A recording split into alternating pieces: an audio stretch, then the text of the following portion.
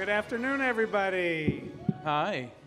Hi, I'm Mark Platt, fortunate enough to be one of the producers of Mary Poppins Returns, but really excited, actually, that I get to ask some questions of this illustrious group. Let me introduce them really quickly. Rob Marshall, director of Mary Poppins Returns. Emily Blunt, playing Mary Poppins. Lin-Manuel Miranda. Emily Mortimer. Ben Wishaw. Producer John DeLuca. Composer Mark Shaman. Lyricist Scott Whitman, and screenwriter David McGee. Let's have a round of applause for this auspicious group. I'm going to start with you, Rob. First question is, why Mary Poppins Returns? Gosh, thank you, Mark. And he's an extraordinary producer, can I just say that right now? You know what I thought to myself when this came our way, my way? If anybody's going to do it, I would like to do it, because it was incredibly daunting at first, of course, but at the same time, I really felt like I have that film, as many of us on this panel do, in our blood. And I wanted to be able to, in an odd way, protect the first film and treat this film with great care and love. And, you know, musicals are very difficult to do. An original musical, there's so many layers to it, but with this one, you know, creating an original musical from scratch was actually, for me, a dream, and I'd never done it before, and to be able to create it with this beautiful company was exactly what I was hoping for.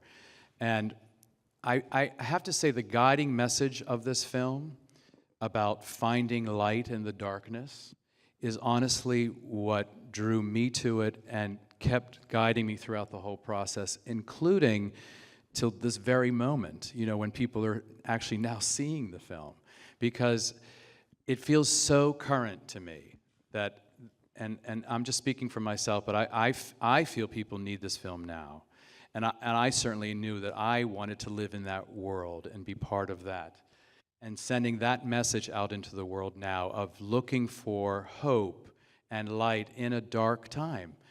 And that's why we set our film in the Depression era in London, the time of the books. It was really so it could feel accessible and feel like it's a story that needs to be told now. Rob, you said this is your most personal film. Why is that? It's a life choice, I guess. You have to get up and approach your life in a certain way, and to look at it from the angle, from a different point of view, which is in our film too. From the point of view of looking for the light. It's in the P.L. Travers books. It's about finding that childlike joy in life, which might sound trivial to some, but to me it's very profound. And I honestly was able to explore that idea in making this film. It was incredibly hard work, probably the hardest work I've ever had to do on a film, but at the same exact time, incredibly joyous for that very reason. Emily. So, how did this come about for you? I think you even called my agent and said something big's coming down the pipe for Emily, and I got a voicemail from Rob, who is my dear friend, and we have known each other a long time.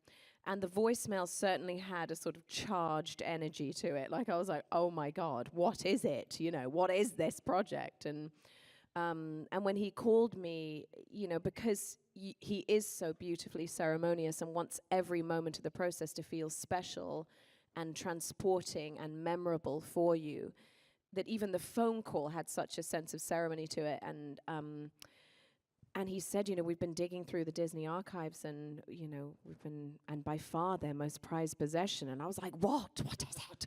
And I couldn't think, like, what it was, you know. And when you said Mary Poppins, I felt like the air changed in the room. It was so extraordinary, such an extraordinary, rather unparalleled moment for me, because I was filled with an instantaneous yes, but also with some trepidation, you know, all happening simultaneously in that moment, because she is so iconic.